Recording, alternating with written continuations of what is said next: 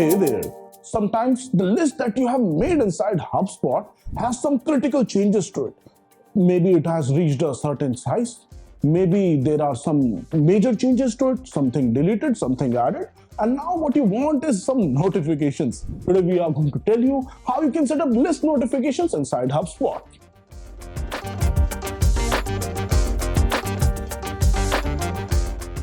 So guys, as explained before, you might need list notifications for n number of reasons. Let's delve deeper into how you can do this. Click on CRM in the new HubSpot navigation and then click on lists over here.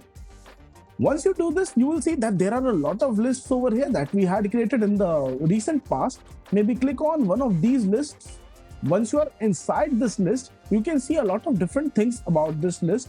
And if you click on the activity section, you can see that this list was created back then, and this is an active list and it has just 3 contacts right now. Now, if you want to receive notifications for any changes, go to the settings tab over here and you can see that there is a whole section over here. So for example, there is the notification for when this list is edited or deleted. We have triggered this notification. Yes, absolutely. This is something that I want. When the size of this list changes irregularly. Now this feature is in beta, but I would say that this is a good feature to have because once you enable it, if by some chance somebody in your HubSpot dashboard maybe makes this huge mistake of deleting something or making a big change wherein you have 700 contacts and immediately next day in your list it's just 10, though that's something troublesome. So for that, definitely turn this on. Or when this list reaches a specific size, maybe I want to have a notification when I get 50 in this list.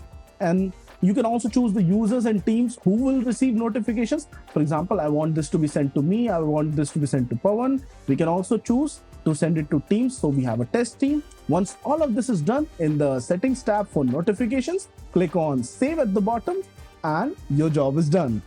So guys, I hope this tutorial was crystal clear and I didn't waste any of your precious seconds. And in case you want our help in order to build something awesome of your own, yes, feel free to reach out to us via the QR code on the screen in front of you, or you can reach out to us via the link in the pinned comment below. And I'll see you guys soon in the next rocking video.